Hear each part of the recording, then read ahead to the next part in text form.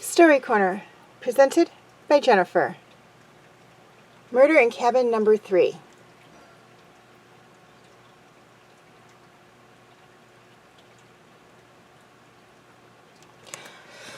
Okay, now before we get started, here is the answer to our last mini mystery, Give Me the Money.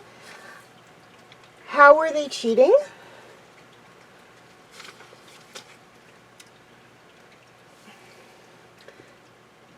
Donald noticed something strange about Waylon.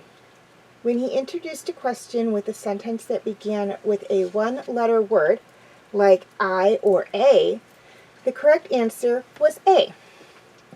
When his sentences began with a two-letter word, as in, the answer was B. Three-letter words, the, are, now, meant the answer was C. With these clues, Patterson missed the next 3 questions and lost.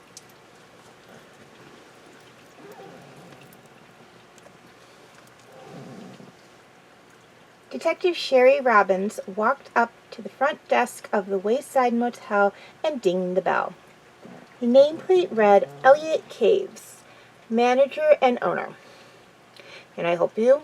Elliot asked, coming out from the back office. "Mr. Caves," Robbins said, "I'm Detective Sherry Robbins. I received a call from a Donna Wilson saying she's been staying here and recognized someone who was involved with the First National Bank robbery earlier this week. Can you tell me what cabin she's staying in?" Caves took in Robbins' badge and smiled. "Of course," he said. "Miss Wilson is in cabin 3. Robin thanked him and left, only to return 5 minutes later.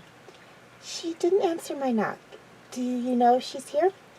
"That's her car," Caves said, gesturing out the window to the black sedan. "So she should be here." "Curious," Robin said. "Her door is locked.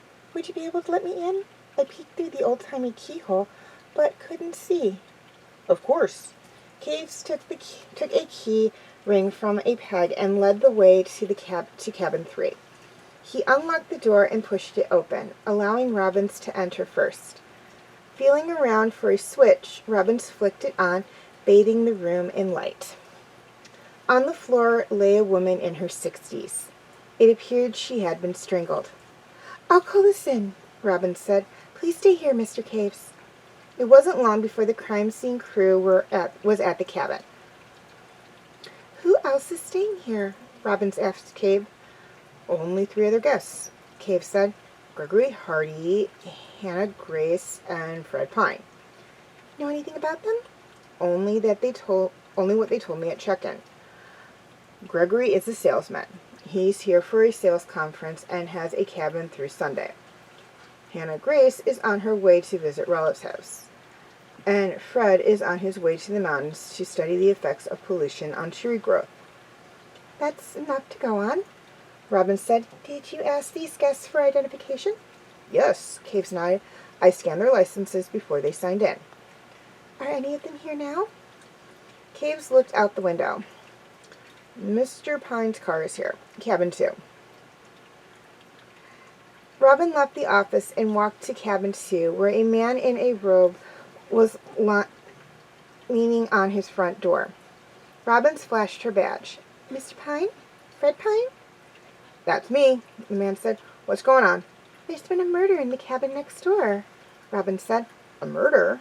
Mr. Pine's face showed shock. Next door? I didn't hear anything. But then I went to the diner down the road. I didn't get back until an hour or so ago. Did you see any of the people staying in the other cabins? Mr. Pine shook his head, eyes darting past her to the coroner, walking out of the cabin. I'm out of cabin 3. I mind my business. Right, Robin said. Robin thanked the man and walked to cabin 3. How are things coming? She asked the investigator. Not much here, he replied. Vic was strangled. So no chance she'd have the assailant's DNA under her fingernails. Time of death? Between 1 and 3 hours ago. Right after she called us, Robin mused. The killer must have overheard her. Got any ideas who it was? Robin gazed at the cabin. Yes, as a matter of fact, I do. Who does Robin suspect? Leave your answers in the comment section and tune in next time to Stolen in Plain Sight for the answer.